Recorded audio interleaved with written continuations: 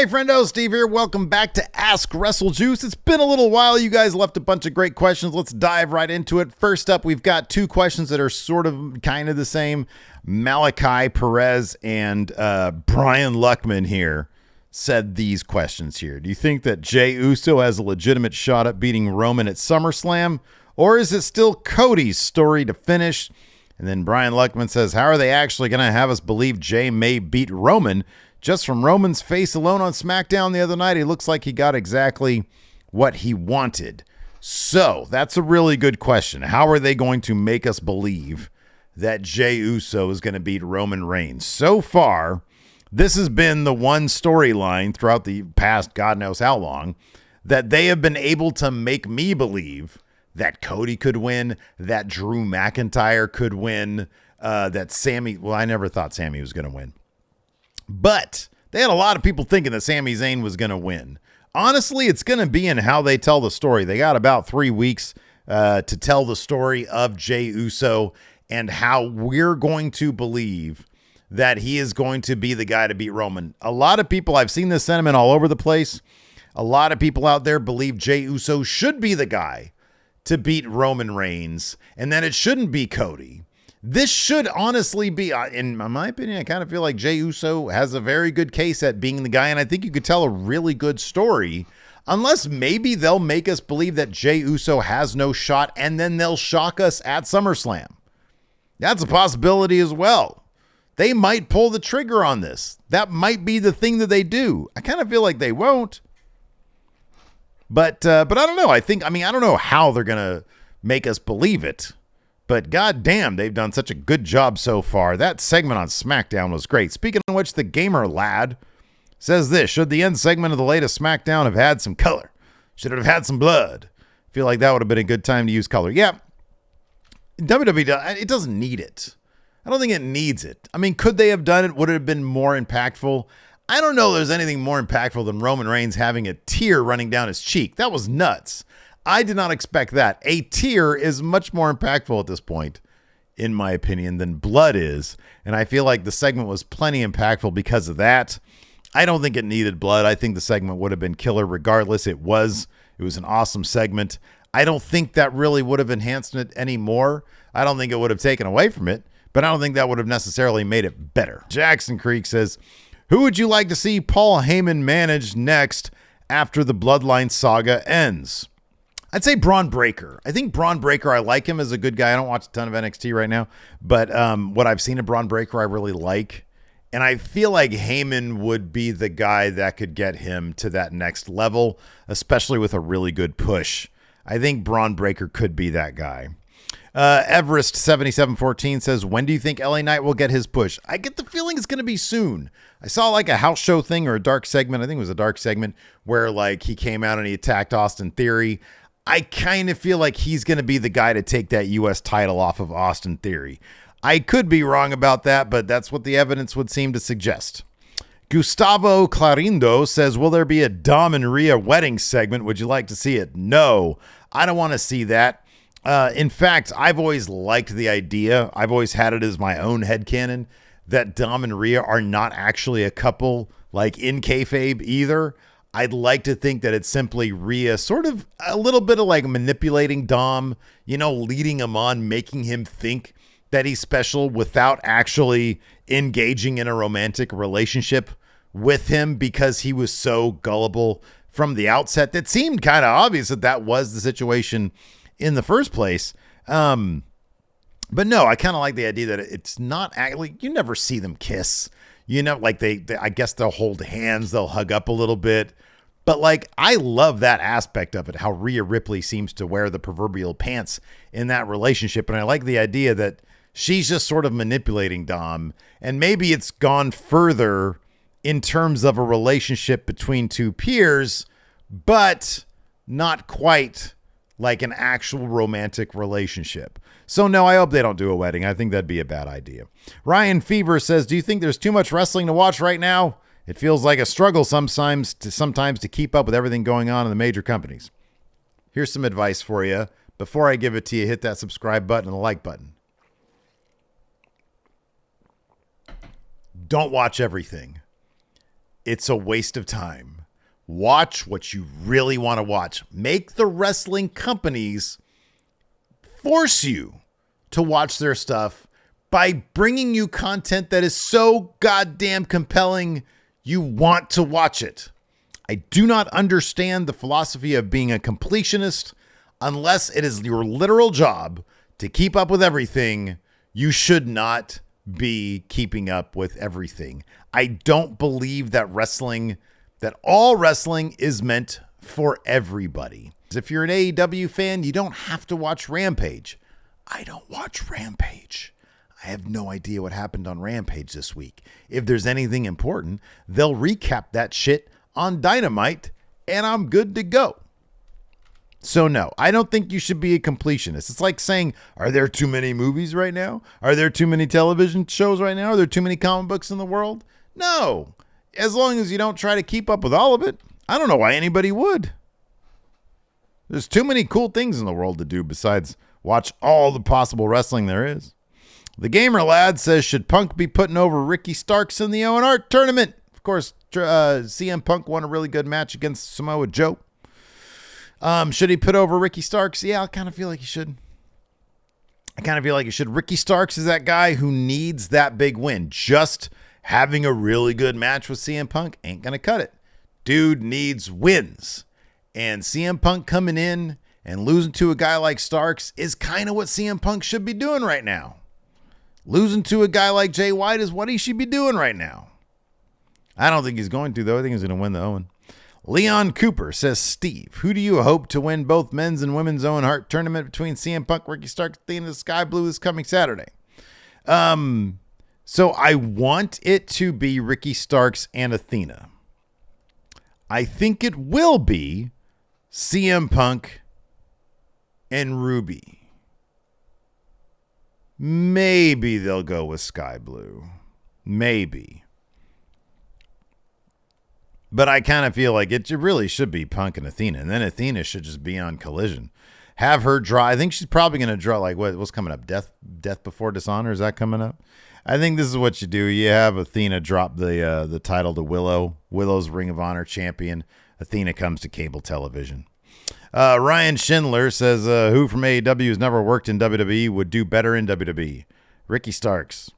I think Ricky's stuff is suited so perfectly for WWE, and that might be one reason why he's not getting as big a spotlight as I think he probably deserves in AEW.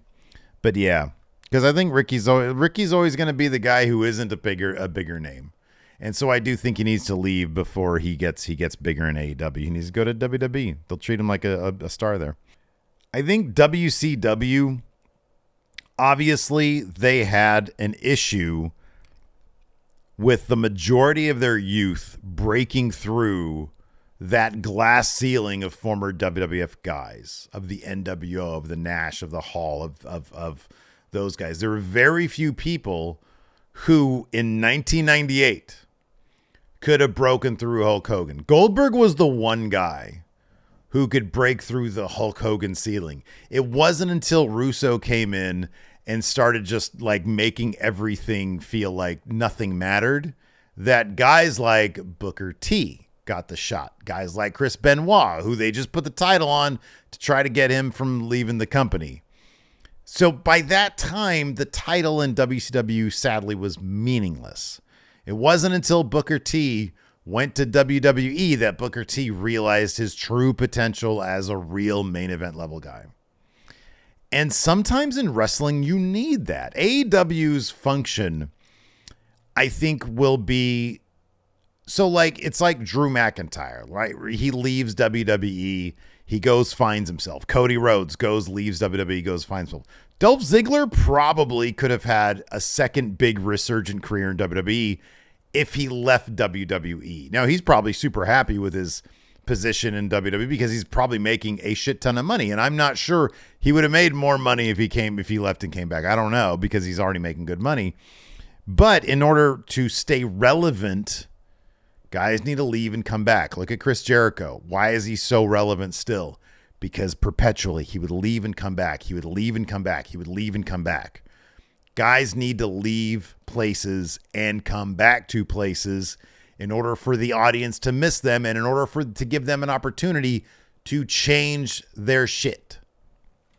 And Ricky Starks and a bunch of other guys in AEW and even guys in WWE are going to go to AEW, be new, come back to WWE, and be fresh. And that's going to be that's going to be a major role for AEW. And it's going to make that a role for WWE now, for a place for guys to go, to leave, and to come back. Let's see here. Brendan Snyder says, do you think we could ever see Bullet Club expand to WWE the way they've expanded to AEW, Impact, and even Australia now? No, because WWE is its own island. Everybody else can play with everybody else, but WWE will never, and I mean ever, see themselves as being on the level of those other companies, so much so that they will share an IP. That will never happen. Johnny Burney also asked, didn't I just have a Johnny Burney? If I didn't, here he is. What's your G1 final prediction? Says, feels like we're getting Naito versus Shingo to set up an LIJ Tokyo Dome main event with Sonata.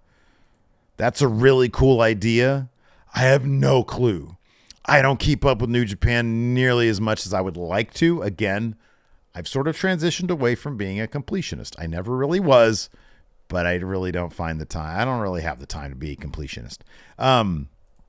I do need to do some research on New Japan because over at the Friendo Club, Patreon, and the Going In Raw YouTube channel memberships, we've got a big G1 predictions challenge coming up. And that's going to be crazy. So I have to do some research. Ask me this question later. I know the G1's coming up like, I don't know, next week or something. But Eddie Kingston's my answer. Lewins says, what's the best match you've seen at an indie show? Mine is probably... the one that always sticks out to me is Ricochet versus Lio Rush. PWG... something about Kings. I forget what the actual name of the show was, but it was Ricochet versus Lio Rush. That match was phenomenal. Might have been the first time I saw Lio Rush. And that guy is special, man. He really is. Masked Man says, who do you think is the most important person in wrestling so far this year? Either somebody on screen or backstage. It's Roman Reigns. It's really Roman Reigns now. The most important person in wrestling is Roman Reigns. Why? Because he's the reason why their ratings are up.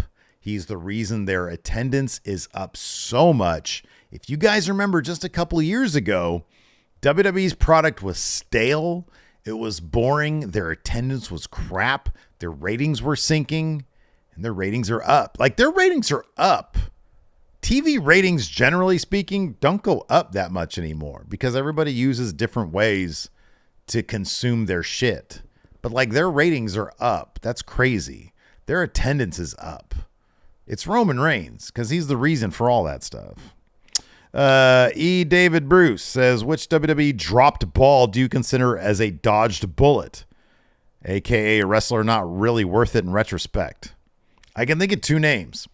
Alberto Del Rio, because I feel like WWE really dropped the ball with him, and Ryback. I feel like they dropped the ball with him. I think they had something big with Ryback, and they were like, maybe it was his in-ring stuff. Maybe it was because, as CM Punk alleged, he would hurt people in the ring. He was reckless. I don't know that. Yeah, I'd never wrestled the guy, but CM Punk seems to think so.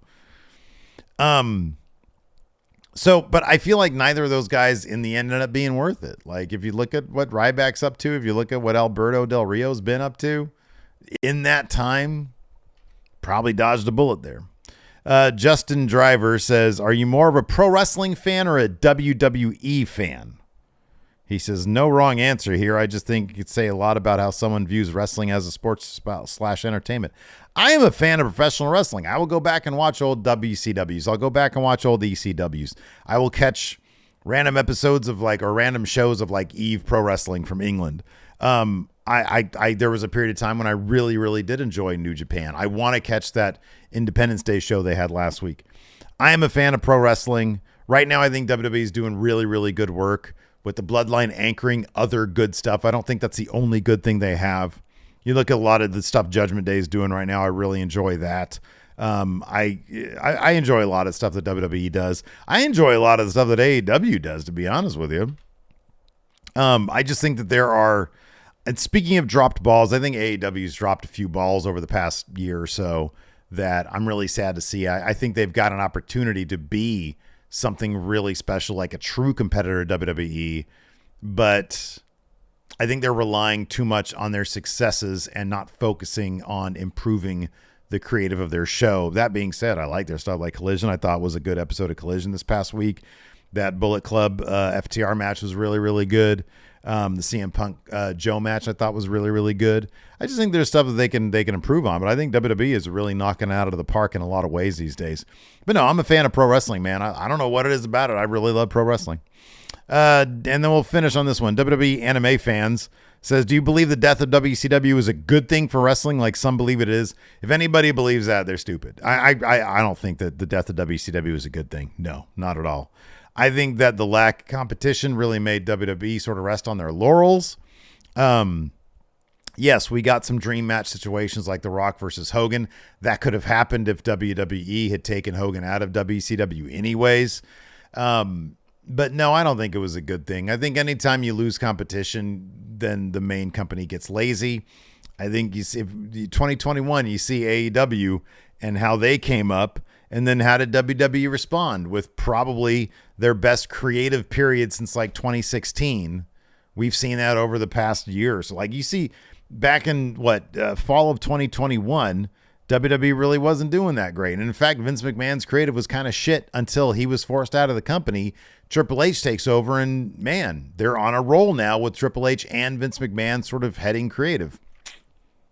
Whether or not that has to do with AEW, I don't know. I think they're trying to get as much money out of their product as they can, and Triple H has realized you need to be on top of your game to do that. So yeah, I think whatever they're doing right now is working really well. And I think, yeah, maybe that's a response to, hey, we can't rest on our laurels because AEW is out there and they can come alive at any moment. That's what I think. Anyways, good batch of questions today. Thanks everybody for hanging out. I appreciate it. Check out this video right here. I'm tier ranking Triple H returns. And if you don't like that video, I got one over here where I look at AEW Fight Forever. Maybe you've seen both these. Go watch another video then.